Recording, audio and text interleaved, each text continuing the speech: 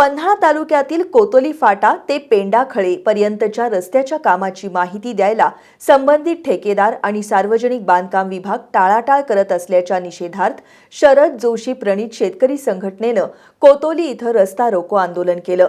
त्यानंतर संघटनेच्या कार्यकर्त्यांनी शेलारवाडी इथं मुख्य रस्त्यावर ठिय्या मारला। यावेळी संघटनेचे पश्चिम महाराष्ट्र अध्यक्ष अशोक जाधव यांनी 12 फेब्रुवारीपर्यंत माहिती मिळाली नाही तर 12 फेब्रुवारीला आमरण उपोषण सुरू करू असा इशारा दिला।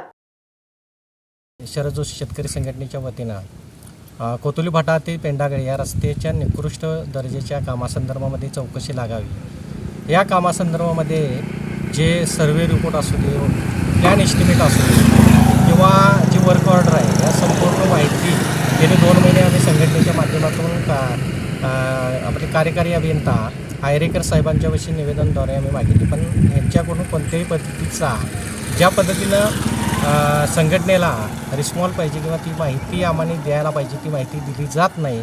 आणि PWDचे जे काही अधिकारी असतील किंवा ज्या संबंधित कॉन्ट्रॅक्टर असतील ही सगळी माहिती देण्यास टाळाटाळ करीत आहेत। आणि त्या संदर्भामध्ये आम्ही आता मला वाटतं आम्ही 3 निवेदन दिलीत आणि आज आम्ही या शेलारवाडी या ठिकाणी या गणपतीच्या मंदिराच्या दारामध्ये रस्ता रोको आंदोलन केलं आणि ठिय्या आंदोलन आमचं 5 वाजेपर्यंत चालू आहे। जर आजच्या आंदोलनामध्ये आणि त्यांनी गांभीर्याने जर हा विषय नाही मार्गी लावला तर 12 तारखेला आम्ही संघटनेच्या वतीनं मी स्वतः आमरण ह्या कामाच्या ठिकाणी